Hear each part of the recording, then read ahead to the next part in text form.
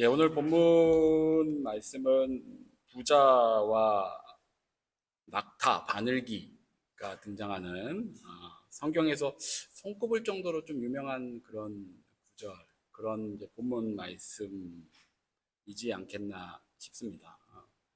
대체로 많이들 알고 계신 본문이고 또 유명한 말씀이다 보니까 대체로 또 제각각 또 잘못 이해하거나 오해를 하고 있는 경우들도 많은 그런 본문입니다. 이 본문의 이 바늘기, 낙타가 바늘기로 들어가는 것이 부자가 천국에 들어가는 것보다 쉽다라고 하신 이 말씀 때문에, 이 본문에 있는 말씀 때문에 그리스도인들이, 이제 기독교인들이 부를 좀 터부시하는데 좀 큰 영향을 이 본문이 끼치지 않았나라는 생각이 좀 듭니다. 이 말씀이 부자는 천국에 못 들어간다라는 말씀으로 이제 대체로 이해를 하게 되는 거죠. 부자에 대한 정죄 말씀이라고 우리가 보통 이제 여기게 되곤 합니다. 부자가 천국에 못 들어간다. 이제 문맥상으로는, 이게 문자적으로는 일단 그렇게 들리는 본문인데, 근데 조금만 생각해봐도 우리가 이 말씀을 그렇게 이해하면 안 된다는 걸 알 수 있죠. 요즘 뭐 징검다리 말씀 아이들 시간에도 우리가 아브라함, 이삭, 야곱, 뭐 이제 요셉 이야기가 나오는데 그뿐만 아니더라도 이후에 다윗이나 솔로몬 같은 경우도 다 엄청난 부를 누렸거든요. 부자들이었습니다. 만약에 부자가 천국에 들어가지 않는 것을 성경이 처음부터 이야기하고 있었다면 아브라함과 이삭과 야곱의 삶부터 이미 부와는 거리가 먼 삶을 살았어야만 하는 것이죠. 그래서 이 본문을 그냥 단순하게 그렇게 이해하고 있는 것은 조금만 생각해봐도 오해일 수 있다는 것을 우리가 충분히 알 수 있습니다.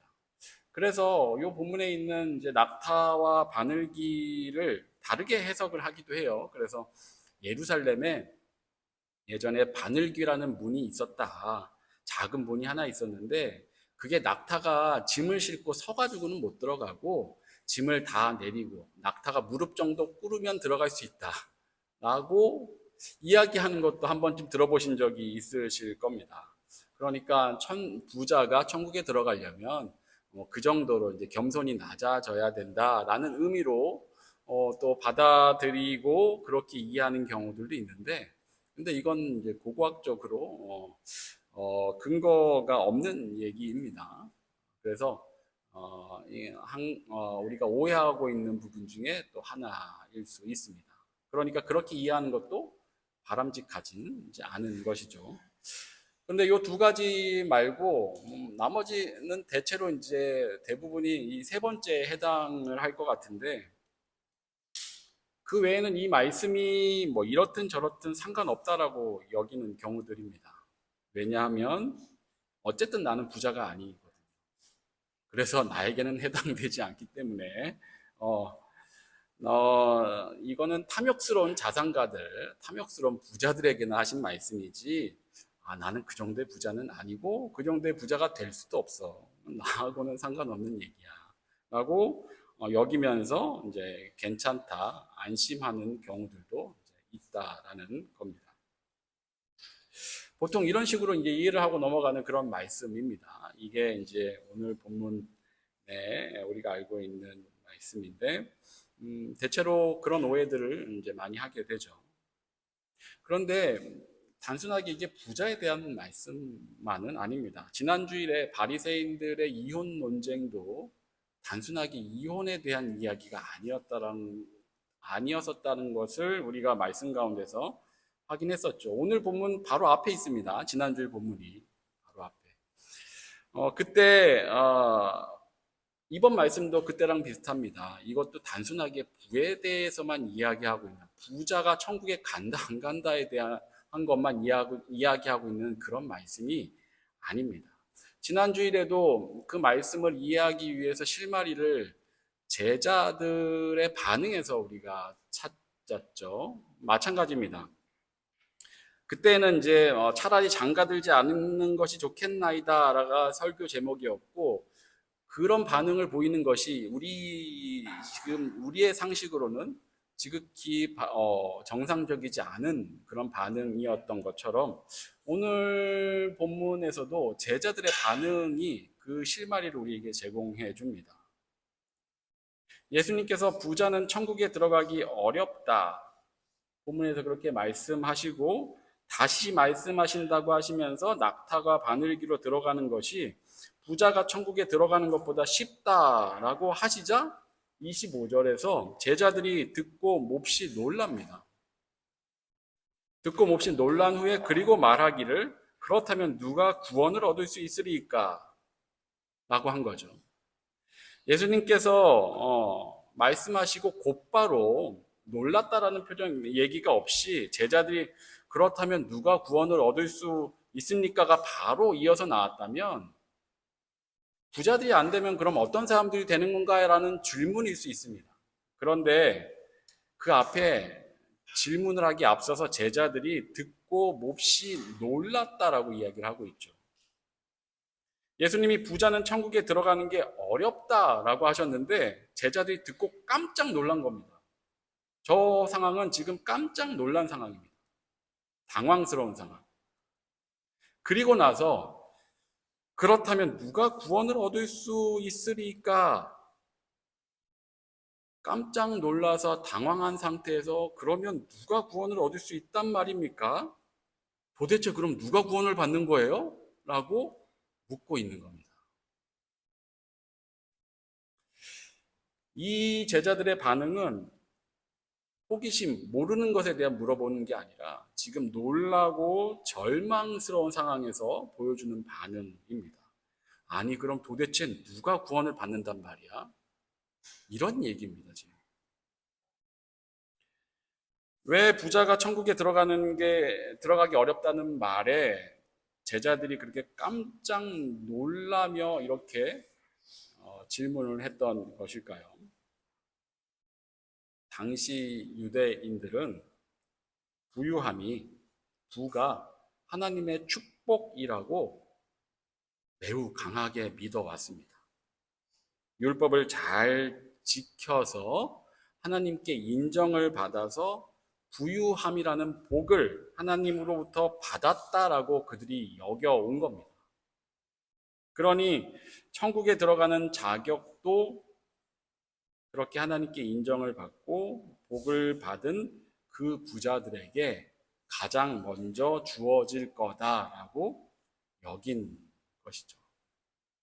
그게 당시 유대 사회의 구원의 자격에 대한 이해였습니다. 그 모습을 오늘 본문 앞의 사건이 잘 보여줍니다. 지난주일 본문과 오늘 본문 사이에 한 이야기가 있는데 부자 청년의 이야기입니다. 마태복음 19장 16절에서 22절까지에 부자 청년이 예수님께 와서 묻고 대화하는 이 장면이 그 사이에 들어가 있습니다. 한 부자 청년이 예수님께 와서 묻습니다. 선생님, 제가 무슨 선한 일을 해야 영생을 얻을 수 있습니까? 그러자 예수님께서 어찌하여 나에게 선한 일을 묻느냐? 하나님만이 유일하게 선하신 분이시다라는 이야기를 하시고 생명에 들어가려면 계명들을 지켜라 라고 답변을 해주시죠. 그러자 그 청년이 그럼 어느 계명들을 지켜야 합니까? 라고 다시 묻습니다. 그러자 예수님께서 6계명, 7계명, 8계명, 9계명 그리고 5계명을 그 순서에 따라 말씀해 주십니다. 살인하지 말라, 간음하지 말라, 도적질하지 말라, 거짓 증언하지 말라, 내 부모를 공경하라, 그리고 내 이웃을 내 몸과 같이 사랑하라 라고 그 계명을 말씀해 주시죠. 그러자 청년이 뭐라고 대답을 하나요? 내가 이 모든 것을 다 지켰습니다. 내가 이 모든 것을 다 지켰는데 뭐가 또 부족한가요? 라고 묻습니다. 그러자 21절에서 예수님이 네가 온전하고자 할진대 가서 내 소유를 팔아 가난한 자들에게 주라. 그리하면 하늘에서 보화가 내게 있으리라. 그리고 와서 나를 따르라. 그러자 마지막 22절에서 어떻게 얘기하고 있습니까? 그 청년이 재물이 많아서 이 말씀을 듣고 근심하며 돌아가게 돌아가더라고 기록을 하고 있죠. 이 청년이 부자 청년입니다. 그러니까 당시 유대 사회에서 말하는 하나님의 복을 받은 자입니다. 제자들은 이런 청년이 와서 예수님께 질문을 하니 기대하고 옆에서 듣고 있었던 겁니다. 그 청년 역시 당당했습니다. 자신은 율법을 잘 지켜서 하나님의 복을 받은 자였기 때문에 어쩌면 예수님께 그걸 한 번 더 확인하고 싶어서 왔던 것일 수도 있습니다. 그래서 계명을 지키라는 말씀에 내가 이 모든 것을 다 지켰습니다. 아직 부족한 게 있습니까? 라고 물어본 것이죠. 그런데 인간은 누구도 계명을 다 지킬 수가 없죠. 성경이 증언하는 바가 그렇고 그 내용을 우리는 10계명을 다룰 때 같이 한 계명 한 계명 가운데서 이것이 단순한 의미가 아니라는 것을 우리가 확인했었습니다. 그 안에는 하나님의 창조의 원리와 우리 삶의 본질에 대한 의미들이 담겨져 있었죠. 그래서 죄된 본성에서 태어나 죄 가운데 살아가는 인간은 그 어떤 계명 하나도 마음을 다해 온전히 지켜낼 수가 없습니다. 열심히 우리가 말씀대로, 계명대로, 율법대로, 하나님 뜻대로 지키려고 노력하면 할수록 결코 온전히 다 지킬 수 없는 그런 우리 자신을 발견하게 될 뿐인 것이죠. 그게 바로 영적으로 완전히 무능한 그런 죄된 우리의 모습입니다. 그리고 이것이 우리 믿음의 선진들의 고백이고 개신교가 나오게 된 출발점이죠. 하지만 당시 유대 사회의 통념은 그렇지 않았던 겁니다. 율법을 다 지킬 수 있다라고 여겼습니다. 계명과 율법에 담긴 하나님의 뜻과 본질보다 문자적인 의미와 그 행위에만 집중했습니다. 그래서 사람을 죽이지만 않으면 6계명을 지키는 것이고 성적으로 부도덕한 짓만 안 하면 7계명을 지키는 것으로 여겼습니다. 마치 율법을 정답 맞히기 시험지 정도로 그들이 여겼던 겁니다. 이 청년도 그런 의미에서 계명을 다 지켰다고. 그래서 자신이 이렇게 하나님께 복을 받아 부유해져 있다고 여기고 있었던 겁니다. 그래서 예수님 앞에서 당당히 대답한 것이죠. 내가 모든 계명을 다 지켰습니다. 아직도 부족한 게 있겠습니까? 그런 그에게 예수님은 네가 더 온전해지려면 네 소유를 팔아 가난한 자들에게 주고 나를 따라라. 그것이 내 이웃을 내 몸과 같이 사랑하는 것이고 그렇게 하면 하늘에서 너에게 하늘 보화가 있을 것이다. 이렇게 말씀을 하시죠.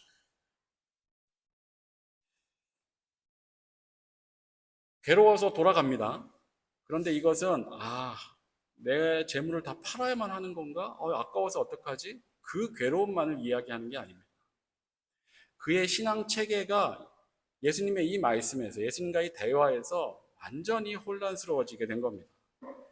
내가 지금까지 하나님의 율법을 잘 지켜서 하나님의 복을 받아 부자가 되었는데 혹은 부자인 상태를 유지하게 됐는데 그런 줄 알았는데 그게 율법을 잘 지켜서 받은 복인 줄 알았는데 그 복의 증거인 재물을 다 팔아서 가난한 자들에게 나눠줘야 한다라고 하시니 혼란스러운 겁니다. 그렇게 해야 하늘에서 보화를 받게 된다고 하시니 그렇게 해야 영생을 얻게 된다고 하시니 이게 도대체 어떻게 된 건가?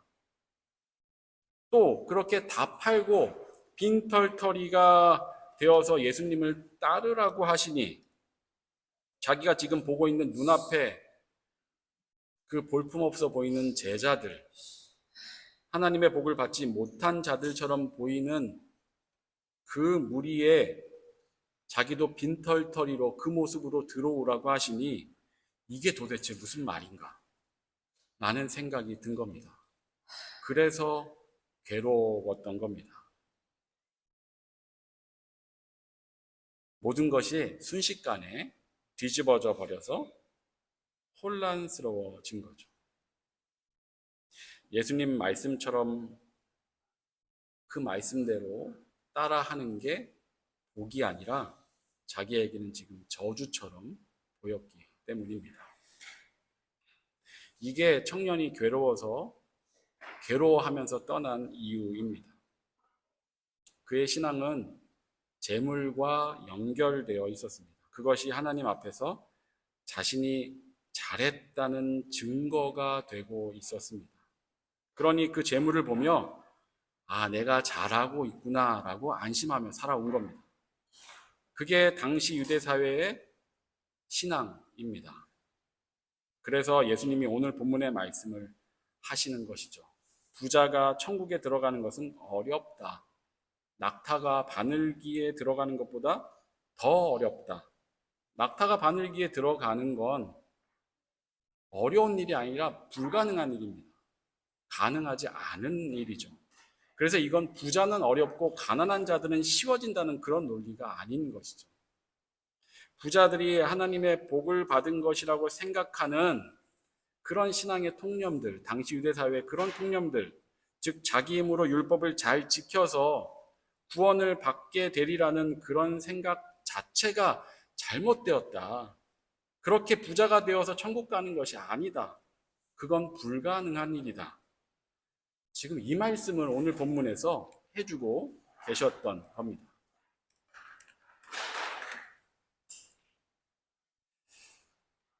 그러니 사회 통념에 익숙해 있던 제자들이 옆에서 듣고 있다가 그 부자 청년과 동일한 사고를 가지고 있던 제자들이었던 거죠. 그런데 이렇게 말씀을 하시니 듣고 놀랄 수밖에 없었던 것이죠. 지금까지 그들이 알고 있던 신앙에 대한 통념들이 제자들 역시도 완전히 뒤집어져 버리는 상황이 된 것입니다.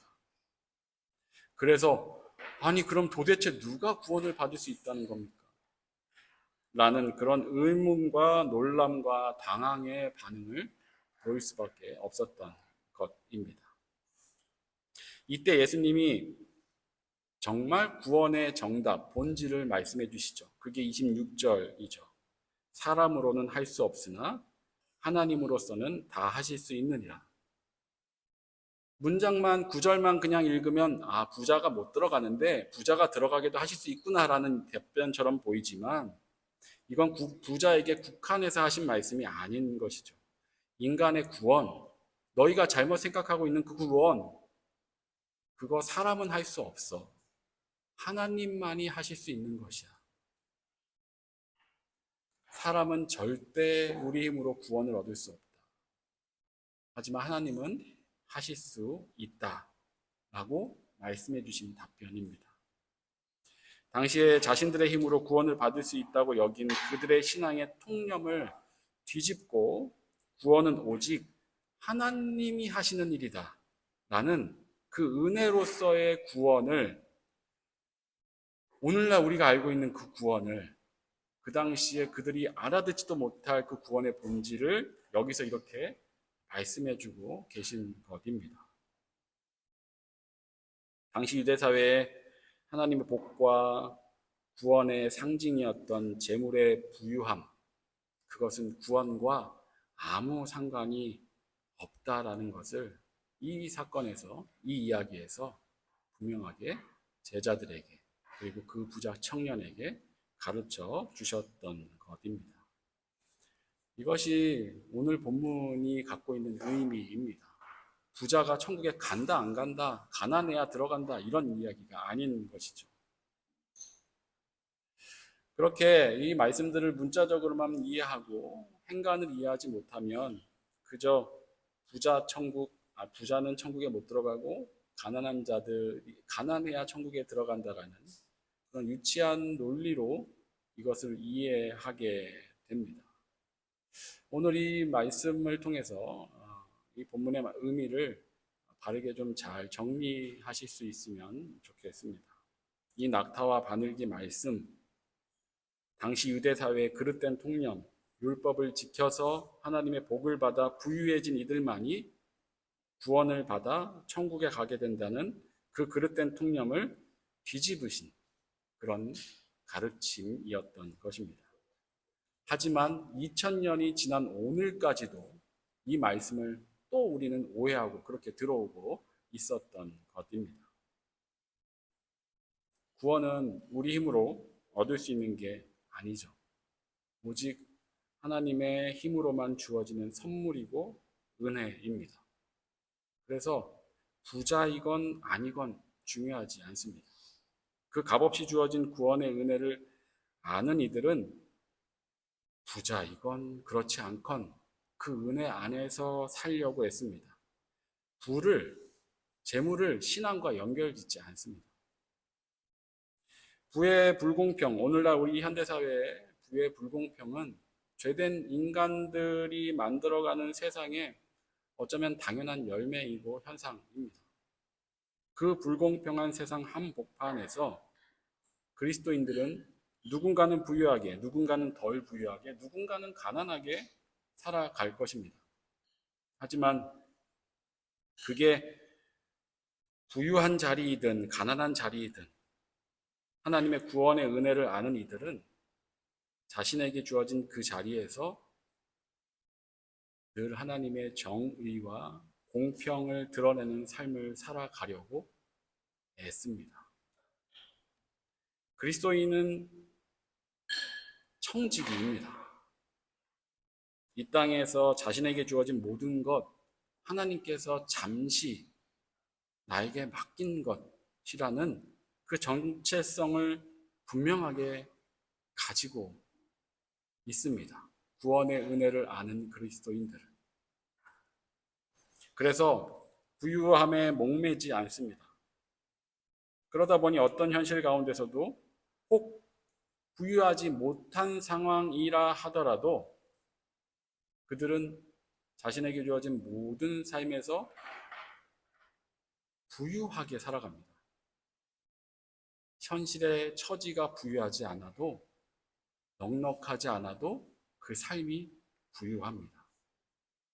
하지만 하나님을 알지 못하거나 교회 안에 있어도 구원의 은혜를 알지 못하는 이들은 결국 재물이 많아서 이 세상 기준으로 부유하다 하더라도 그 사람의 삶은 늘 궁핍합니다.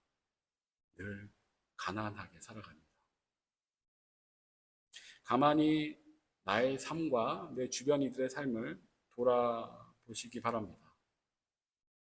넉넉지 않은 가운데서도 내가 부유하게 내 마음 가운데 풍요가 넘치게 그렇게 살아가고 있는지, 부유한 가운데서도 내가 가진 게 많음에도 불구하고 늘 궁핍하게 살아가고 있는지, 세상의 기준으로 넉넉지 않음에도 불구하고 늘 부유하게 살아갈 수 있는 그 삶, 이것이야말로 그리스도인이 누릴 수 있는 기적이고 신비입니다. 어쩌면 오늘 본문에서 얘기하는 낙타가 바늘기로 들어가는 그와 같은 기적이 현실의 재물의 많고 적음과 상관없이 늘 주님 안에서 물질적으로나 영적으로나 심적으로나 부유하게 살아가는 그 삶, 이것이야말로 정말 신비이고 기적일 수 있는 것입니다.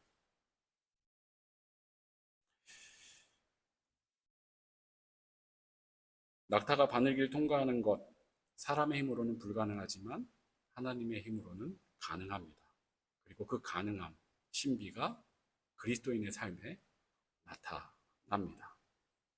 징검다리 말씀에 요셉의 삶이 그와 같은 삶의 본이 될 수 있을 겁니다. 우리 자신의 무능과 구원의 은혜의 깊이를 그래서 우리가 잘 알아야 합니다. 그리고 그 은혜 안에서 이 불가능해 보이는 낙타가 바늘기로 들어가는 것 같은 불가능한 그 신비가 저와 여러분의 삶에 날마다 나타나길 진심으로 축원합니다. 기도하겠습니다. 주님, 오늘도 우리가 주님 말씀 앞에 서게 하여 주시니 참으로 감사를 드립니다. 오늘 말씀을 통해 우리의 신앙과 부에 대해 다시금 생각해 보게 해주시니 참으로 감사를 드립니다. 우리가 구원의 은혜를 깊이 알길 원합니다.